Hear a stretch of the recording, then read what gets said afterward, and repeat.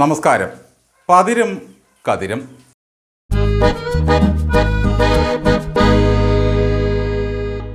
വടക്കേ കോട്ടവാതിലിൽ മകരാക്ഷൻ, കിഴക്കും പടിഞ്ഞാറും ശുഗസാരണന്മാർ, തെക്ക് നികുംഭൻ, ഇടത് മഹോദരൻ, ആനയായിരം പട 1 കോടി, രഥം 10,000.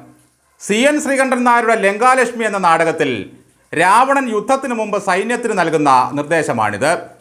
തനിക്ക് നേരെ ഉയരുന്ന ആരോപണങ്ങളെ പ്രതിരോധിക്കാനായി ഇതുപോലെയാണ് ഇരട്ടച്ചങ്കനായി പിണറായി വിജയൻ സേനാ നായകന്മാരെ വിന്യസിച്ചിരിക്കുന്നത്. AKG സെന്ററിന് മുമ്പിലെ കോട്ടവാതിലിൽ മകരാക്ഷനെ പോലെ AK ബാലൻ, കിഴക്കും പടിഞ്ഞാറും ജയരാജ വിരാജിതന്മാർ, തെക്ക് നികുംഭനായി തോമസ് ഐസക്ക്, പ്രഹസ്തനെ പോലെ പിൻനിര കാത്ത് യുദ്ധഗതി നിയന്ത്രിക്കാൻ ഗോവിന്ദനുണ്ട്. പിണറായി പുത്രിയുടെ ലോകമാസകലമുള്ള അക്കൗണ്ടുകളുമായി വന്ന ഷോൺ ജോർജിനെ ഒന്ന് പ്രതിരോധിക്കാനായി മകരാക്ഷനായി കോട്ടവാതിലിൽ കാക്കുന്ന ബാലൻ എന്തുകൊണ്ടോ വന്നില്ല. ബാലൻ അന്ന് വയറിളക്കമായിരുന്നു. ജയരാജന്മാർ ഇടവപ്പാതി കഴിയാതെ ഇനി പുറത്തിറങ്ങില്ല. പകരം വന്നത് കിഫ്ബി മസാല ബോണ്ട് സഖാവും കുടുംബശ്രീയുടെ പിതാവുമായ ഐസക് അച്ചായനും പ്രഹസ്തനെ പോലെ പിൻനിര കാക്കുന്ന ഗോവിന്ദനുമാണ്. ഐസക് അച്ചായനോട് 2 ചോദ്യങ്ങളേ ഉള്ളൂ ഷോൺ ജോർജിന് ചോദിക്കാനായി. അബുദാബി കൊമേഴ്ഷ്യൽ ബാങ്കിൽ വീണയ്ക്കും സുനീഷിനും ജോയിൻ്റ് അക്കൗണ്ട് ഇല്ല എന്ന് പറയാൻ ഐസക്കിന് കഴിയുമോ? മുഖ്യൻ്റെ മകൾക്ക് ഗോളാന്തരങ്ങളിൽ എവിടെയൊക്കെ അക്കൗണ്ട് ഉണ്ടെന്ന് ഐസക്കിന് പറയാൻ സാധിക്കുമോ? ഈ ചോദ്യങ്ങൾ 2 വന്നതോടെ അച്ചായൻ വായിൽ വെള്ളം കവിൾ കൊണ്ട് ജൂൺ 4 ഫലത്തിനായി കാത്തിരിക്കുകയാണ്. നാമനിർദ്ദേശ പത്രിക പൂരിപ്പിച്ചപ്പോൾ ഭാര്യ എന്ന കോളത്തിൽ നോട്ട് ആപ്ലിക്കബിൾ എന്നെഴുതിയ മസാല അച്ചായൻ മറ്റുള്ളവരുടെ കാര്യം തിരക്കാറുണ്ടോ? തെരഞ്ഞെടുപ്പ് കാലത്ത് ആൻ്റണിയെ വെല്ലുവിളിച്ച് കാമ്പസിൽ കൊല്ലപ്പെട്ട KSUക്കാരുടെ ലിസ്റ്റിന് കാത്തു നിന്ന പുള്ളിയാണ് അച്ചായൻ. തെരഞ്ഞെടുപ്പ് ഗോദായിൽ വീരോചിതം പൊരുതി മരിച്ച ശേഷം വിശ്രമത്തിലായിരുന്ന തോമസ് ഐസക്ക് വീണയ്ക്ക് വേണ്ടിയാണ് ഏറ്റവും ഒടുവിൽ വായ തുറന്നത്. അച്ചായൻ മുന്നോട്ട് വെച്ച വിജ്ഞാനം പത്തനംതിട്ട കാരണം ജ്ഞാനികൾ ഈ നാട്ടിൽ കൂടിയിട്ടുണ്ട്. ഹൈടെക്കായ പുരയുടെ കൃഷി പടർന്നു പന്തലിച്ച് ആകാശം മുട്ടി നിൽക്കുന്നു. വീണയ്ക്ക് വേണ്ടി ഇതുവരെ കരഞ്ഞു തളർന്ന AK ബാലൻ സഖാവിന് നന്നേ മടുത്തു. ജയരാജൻ്റെ മജ്ജയിൽ ലയിച്ച വെടിയുണ്ട പോലെ പാർട്ടിയുടെ ശരീരമാകെ മാസപ്പടി മകൾ ലയിച്ചു കഴിഞ്ഞു. ആർക്കും വായ തുറന്ന് പ്രതിരോധിക്കാൻ കഴിയാത്ത അവസ്ഥയായി. ഇല്ലാ കഥയാണെങ്കിൽ കോടതിയിൽ പോയി മാനനഷ്ടത്തിന് കേസ് കൊടുക്കാൻ പറഞ്ഞിട്ടും വിജയനും വീണയ്ക്കും യാതൊരു അനക്കവുമില്ല.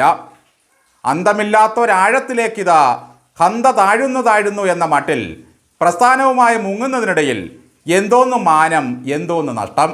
കിട്ടിയതത്രയും ലാഭം തന്നെ. എന്തൊക്കെ പ്രതിസന്ധികൾ ഉണ്ടായപ്പോഴും ഒരാളുടെ അക്കൗണ്ടിൽ മിനിമം ബാലൻസ് എന്നും 10 കോടി എന്ന് കേട്ടാൽ ബോധം കെടാത്ത മനുഷ്യരാരെങ്കിലും ഈ ഭൂലോകത്തുണ്ടോ? കോൺഗ്രസിലെ സതീശനും സുധാകരനും അടക്കം KPCC ഒന്നടങ്കം ബോധം കെട്ട് വീണിട്ടും ഒരൊറ്റ CPMകാരനും ഇത് കേട്ട് ബോധക്കേടുണ്ടായില്ല. അവർക്കെന്താ ബോധമില്ലാഞ്ഞിട്ടാണോ? ഒരു മാധ്യമപ്രവർത്തകൻ നേരത്തെ വീണ തായ്ക്കണ്ടിയുമായി നടത്തിയ ഒരഭിമുഖമുണ്ട്. ഇപ്പോഴെത്ര സമ്പാദ്യമുണ്ട് എന്ന് അദ്ദേഹം ചോദിക്കുന്നു. ഒരു 100 കോടിയൊക്കെ ഉണ്ടോ? അതിന് വീണ തായ്ക്കണ്ടി ചിരിച്ചുകൊണ്ട് പറഞ്ഞ ഉത്തരം 100 കോടി ഒന്നുമില്ല, ഉണ്ടായിരുന്നെങ്കിൽ നല്ലതായിരുന്നു എന്നാണ്. 100 കോടി ടാർഗറ്റ് ലക്ഷ്യമിടുന്ന ഒരാളുടെ അക്കൗണ്ടിൽ 10 കോടി മിനിമം ബാലൻസ് ഉണ്ട് എന്ന് കേട്ടാൽ ഒരു സഖാവിനും ചിരി വരില്ല അംബാനെ. നിയമ നടപടി സ്വീകരിക്കാൻ വെല്ലുവിളിച്ച ഷോൺ ജോർജിനെ പറ്റി ഗോവിന്ദൻ മാഷ് പറയുന്നത് നിയമം എന്ന് പറയാൻ പോലുമുള്ള അവകാശം ഷോൺ ജോർജിന് ഇല്ല എന്നാണ്. പകരം AK ബാലൻ സഖാവ് പറയുന്നത് പോലെ നിയമം എന്ന് പറയാം. പാർട്ടി ഏതാണ്ട് 10-20 മാസങ്ങൾക്ക് മുമ്പ് സ്വപ്ന സുരേഷിനെതിരെ മാനനഷ്ടത്തിന് കേസിന് പോകാൻ മൂത്ത 3 സഖാക്കൾക്ക് അനുമതി നൽകിയിരുന്നു. ഇതുവരെ ആ മൂവർ സംഘം ഒരു വക്കീൽ നോട്ടീസ് പോലും അയച്ചതായി കേട്ടിട്ടില്ല. അതിലൊരാൾ കുടുംബശ്രീയുടെ പിതാവാണ്. അദ്ദേഹത്തിന് കിഫ്ബി എന്ന ഒരു മകനുമുണ്ട്.